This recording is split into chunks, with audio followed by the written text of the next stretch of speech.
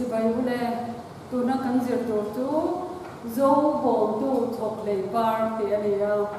a phwa tu h larnia ani h larnia hi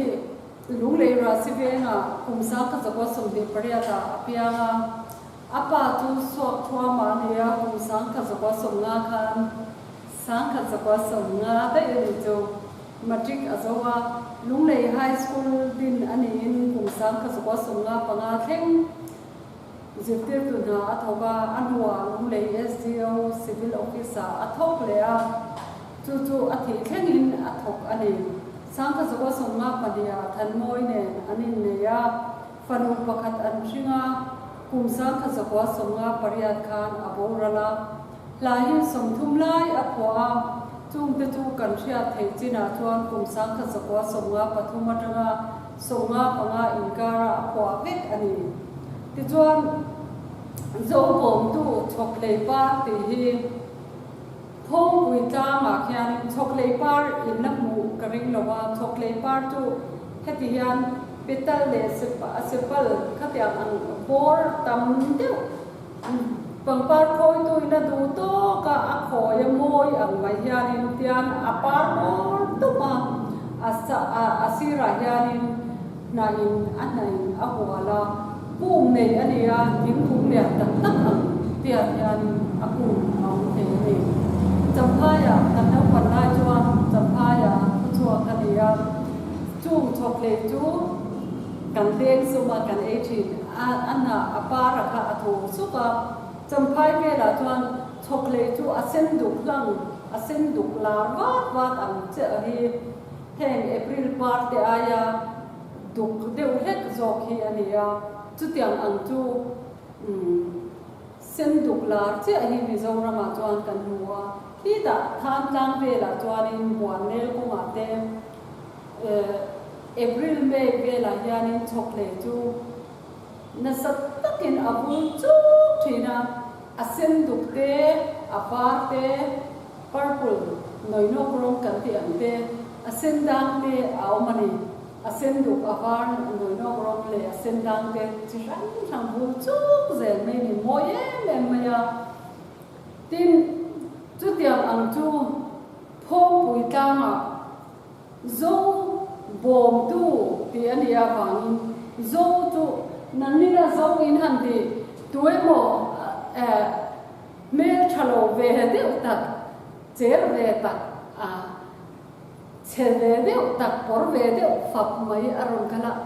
zo in handia athin war de phe chon azo zial moi goi te in handia khatyang anga zo ite kha thil thing thil mi aya thil thalo wang chang aya chia so tekhin nan in han manga hei hi tekhin nan man mi alo torania zo kan han ti te chu thil tha thil boy soi nan te han mang ta lau ila kan nam mi zo a zo kan han te a korean te ngai sa nga heta sa te ngai sa nga khang ai khanin asa te in han te a then ka thil na de in han mu cho thil moi soi nan thil moi te khin nan azo nu fel nu tha nu dom ta po azo nu mange kan han ti thin ang khanin zo hi thil tha te khin na in man ka du le ni tin chu lo wa chuanin zo he ti la ya kan han mu ve thung chu khatia anga mishing ang ni lovin heta zo kan pi pu te na amun azo le me an han ti chuan mun sang mun vot mun ten to mun trisel soinan an mang te zo ti chu heti lai kan zir lai a po yan mun sang mun vot mun ten to soinan aron manga chu tiang ang zo bom tu ani kha chuan zo a om thi pangpar ti na ni zo a om thi tin na zo a om thi ramsa a bom tu zo muna om thi thing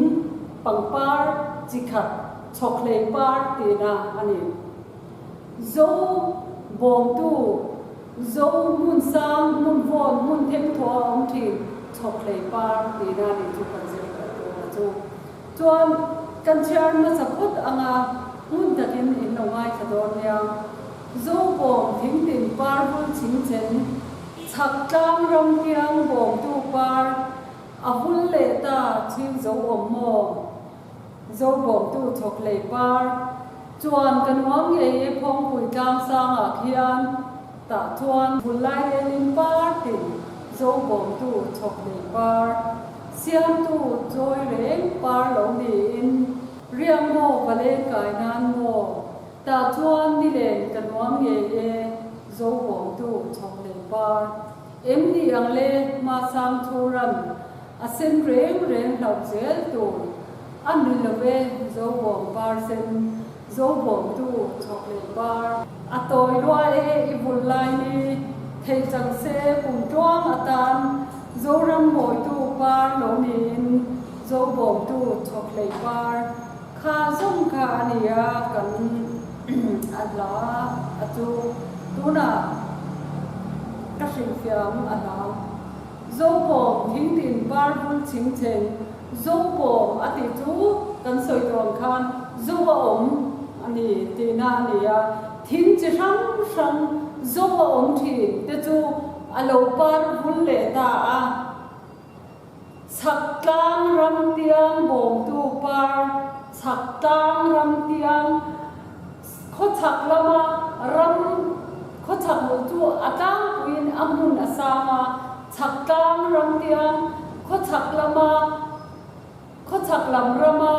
tang in thua mun sang a te chuan avul le ta ching zo mo alo pa le ta a ching zo ti khat tu zo ti na ni alo pa vul le ta alo pa vul le ta chu maya tu zo an omang em le chu pa vul chu ka tu zo bom tu zo a om chok le pa ti na ni a thu no na chuan kan wang ye phong pu kang sa ma kyan chuan han ti chu mana kan pi pu te chuan ni kompas se an nei ro wa tin enge ram hoya kung mu mal lo wa uncle thina kung mu mal lo ate sa an pe la sakap tu te tin ra kum tu ten uncle thina ni chu tiang angan kan na chuan khwa kan chuan ange an ti thina khwa an chuan don chuan tam sang a ten lo na thing kung sang a ten lo na an hoi vel thina ni chu kho chuan ani chuan chu tiang anga an hoi vel chuan an om na direction kha an thri thina ni he la po tu po yan chuan kan wang ye phong pui tang sang a khiam ati chu ati om zia tu phong pui tang sang phong pui hi mizoram tang sang ber ania chim chaka om chim chak ti chu in thia min karinga kho chak lam chim lam dewa ti na ni chu chim chaka oma ti chuan chu phong pui tang sang ber la ya chuan mizoram tang sang ber tin kan ria ka chu phong pui tang sang a chuan april me ve la chuan in chok le pan na e mai kha atlang khu mu kan bul chu me ne chu han chuana phong pui tang sang a chuan han lo na han thlir vel ka van chak e ati na ni chu chuan kan wam me nge phong pui tang sang a khian phong pui tang sang a chuan han kala han thlir vel ka va han chak e ta chuan bul lai re lim par tin zo bom tu chok le par e he phong pui tang sang a khan han lo na han hoi vel a chak na chok le par a bul chuk lai ani awangin chu a chak ani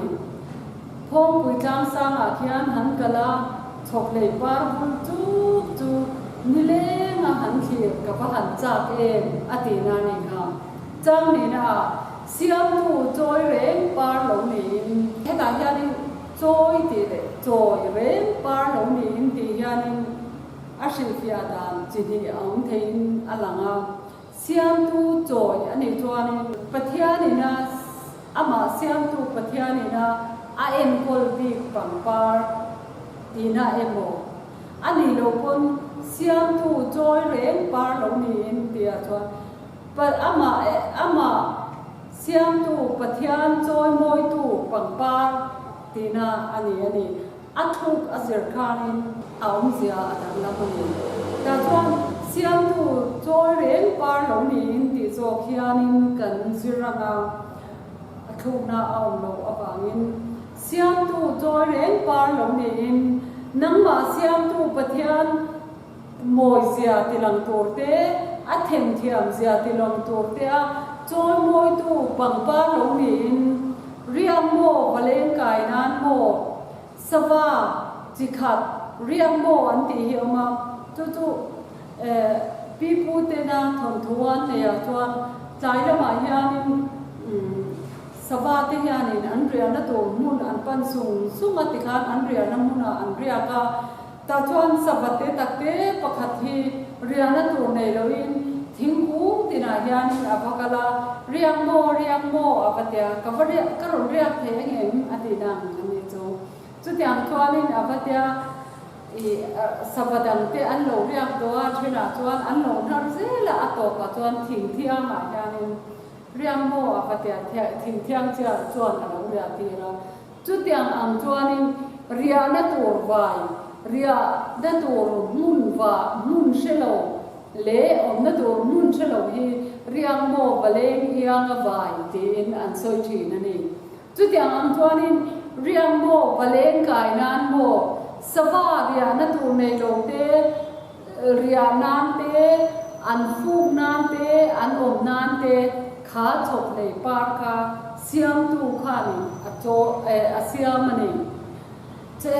ta zona khanin kan muanga engwangin ye chok nei par hi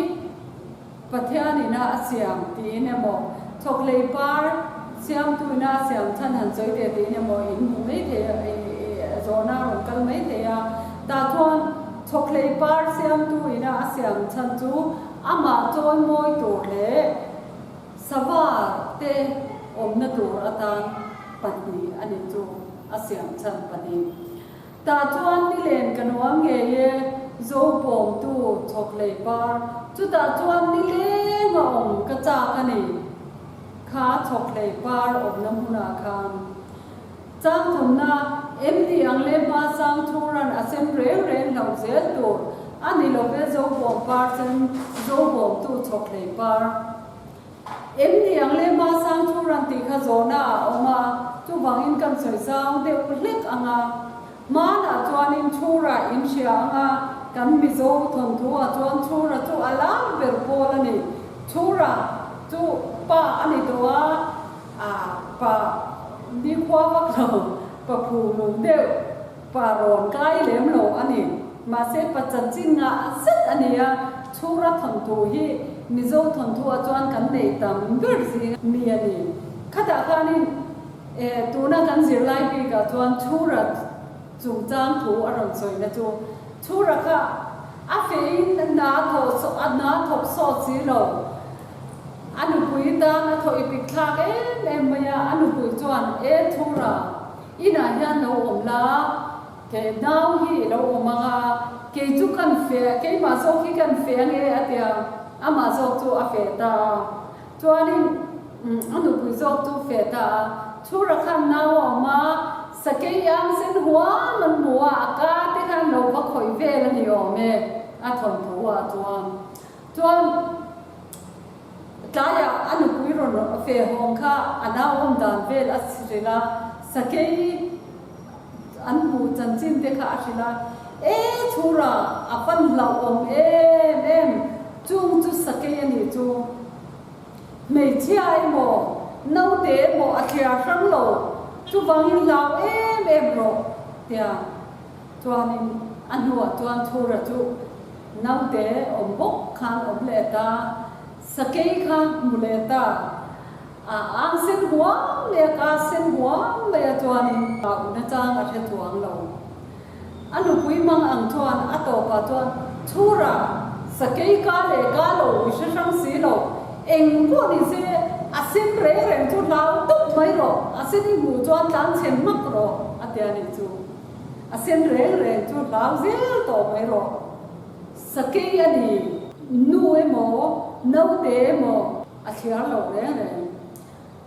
asin reng lau zel ang che kol ke ni thai bia thu reng atong thiam lo te in chura la kan ne ni chu tiang ang chuanin he la phwa tu hian md ang le ma sam thuran asin reng lau zel tu ma na thuran asin reng lau zel tu ati kha he chokle par sin hi ani angem le atiani ron zo tani chu ni lo ve he chu hei chu asin reng lau zel tu thuran ati kha chu ani lo wa hei chu zo bom par sin ani hi zo bom tu chokle par ani e tiani chang li na chuan atoi loi bul lai ni thei chan se kum chuang atan zo ram moi tu par lo nin zo bom tu chokle par moi taka ibul hun chung hi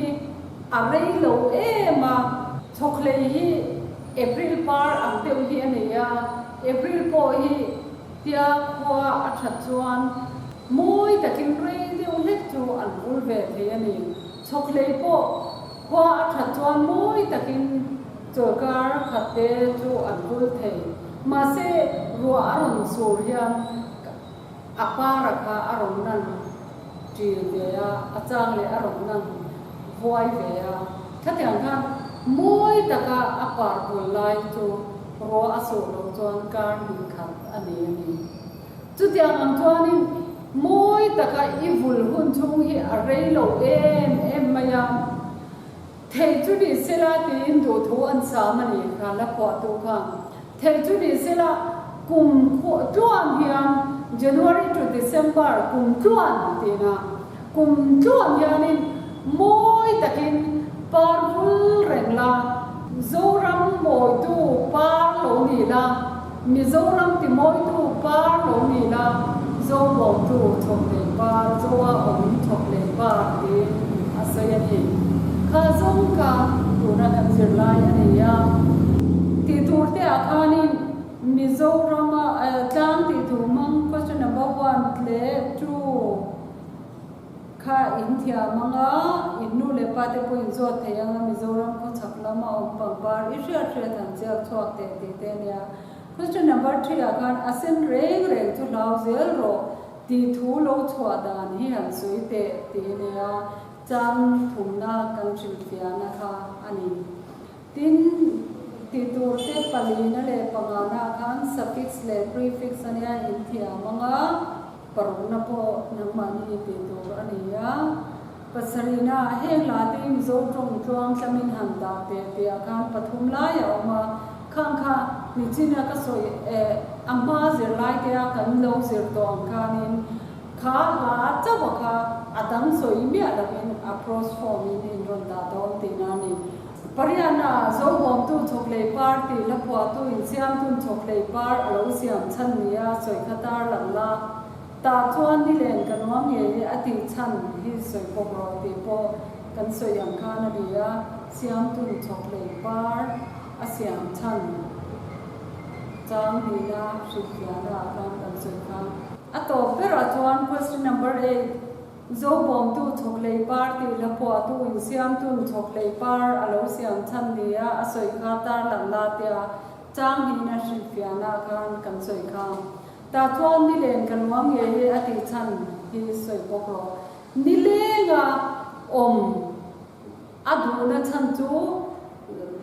chokle par moi ati em pe thira anpula om kha acha kani tin cha ko zona pariana kha chu idon chang do nia